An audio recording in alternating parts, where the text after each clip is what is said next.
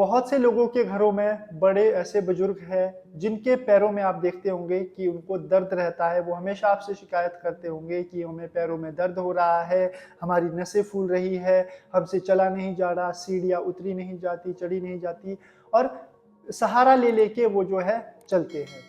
तो देखो ऐसे लोगों के लिए आज का मैं ये योग सेशन करने वाला हूँ, जिसमें कि मैं आपको 5 ऐसी प्रैक्टिसेस बताने वाला हूँ जो कि आप उन बड़े बुजुर्गों को रिकमेंड कर सकते हो। अगर आप खुद बुजुर्ग हैं, अगर आपकी एज 40 से ज़्यादा है या 50 साल से ज़्यादा है, पैरों में अगर आपको प्रॉब्लम है, तो ऐसी स्थिति में आप जो है ये अभ्यास जो मैं करवाने वाला हूँ, इसका आप अभ्यास रोज कर सकते हो। इसके लिए ना ही तो आपको कहीं मैट पर भी बैठने की जरूरत है, अगर आप मैट पर करते हो तो बहुत ही अच्छा है।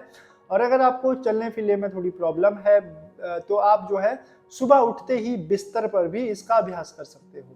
तो देखो 5 ऐसी प्रैक्टिसेस मैं आपको बताने वाला हूँ।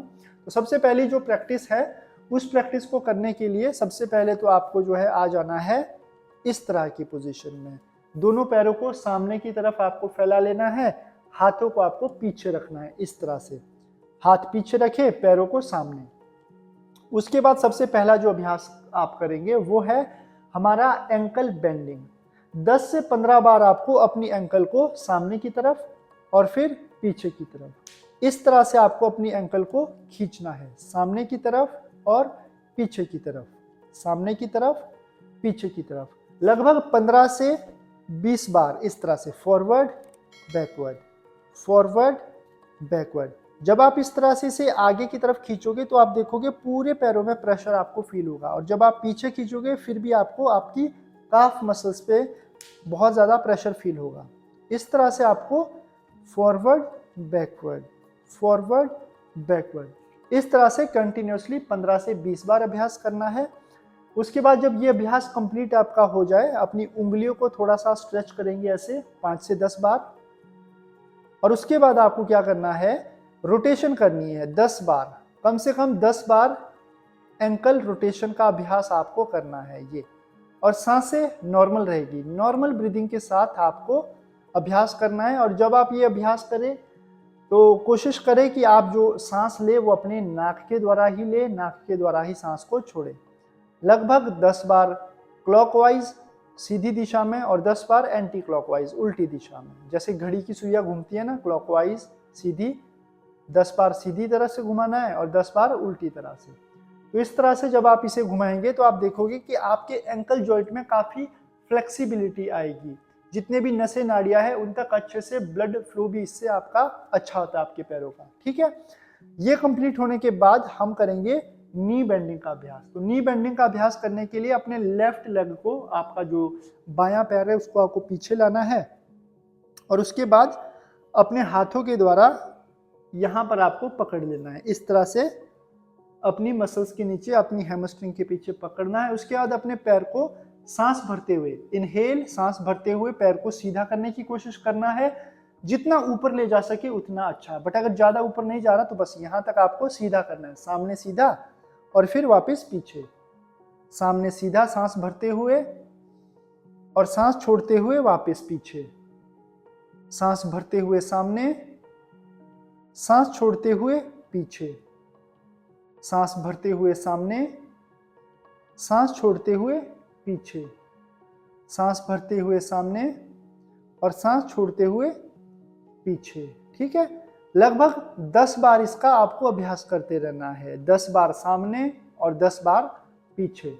अब 10 बार जब इसका अभ्यास हो जाए उसके बाद यहाँ पे आपको रुकना है, पैर को थोड़ा पीछे की तरफ को खींचना है, यहाँ रुकना है, और फिर 5 बार आपको क्लॉकवाइज और एंटी क्लॉकवाइज अपने घुटने को रोटेट करना है, जिस प्रैक्टिस का नाम है रोटेशन, नी रोटेशन।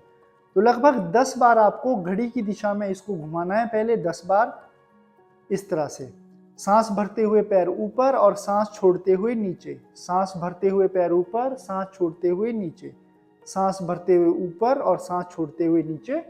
उसके बाद उल्टी दिशा में एंटी क्लॉकवाइज आपको 10 बार अपने इस पैर को घुमाना है इस तरह से। इसका जो प्रभाव है वो सीधा आपके नी पर पड़ेगा, सीधा घुटनों पर पड़ेगा। तो घर में कोई भी बड़ा बुजुर्ग आपके है जिसको पैरों में ऐसी कोई प्रॉब्लम है तो वो इस क्रिया का अभ्यास कर सकते हैं। तो देखो 10 बार मैंने क्लॉकवाइज किया और एंटी क्लॉकवाइज भी कर दिया, ठीक है। उसके बाद इसी पैर को लेफ्ट लेग के साथ ही लेफ्ट लेग को घुटने से थोड़ा सा ऊपर आपको यहाँ पर रख देना है। एक हाथ में आपको अपना पंजा पकड़ना है और दूसरे हाथ में अपना घुटना पकड़ लेना है, ठीक है। उसके बाद सांस भरते हुए घुटने को ऊपर की तरफ को खींचना है, जितना ऊपर हो सके उतना, ज्यादा फोर्स नहीं करना, बिल्कुल आराम से। उसके बाद सांस छोड़ते हुए कोशिश करना है अपने घुटने को नीचे जमीन से लगाने की। नहीं लग रहा जमीन में, कोई बात नहीं, जितना हो सकता है उतना आपको करना है, ज्यादा फोर्स नहीं करना है, ठीक है। सांस भरते हुए धीरे से ऊपर, सांस छोड़ते हुए धीरे से नीचे, सांस भरते हुए ऊपर, सांस छोड़ते हुए नीचे, सांस भरते हुए ऊपर, सांस छोड़ते हुए नीचे, सांस भरते हुए ऊपर, सांस छोड़ते हुए नीचे, सांस भरते हुए ऊपर, सांस छोड़ते हुए नीचे, सांस भरते हुए ऊपर और सांस छोड़ते हुए नीचे। लगभग 10 बार इसका आपको अभ्यास करना है और उसके बाद अपने पैर को कर देना है आपको सीधा। अब देखो, इस पैर की पूरी प्रैक्टिस आपने कर ली, यहां से लेकर नी तक और नी से लेकर पीछे पेल्विक पॉइंट तक, ठीक है।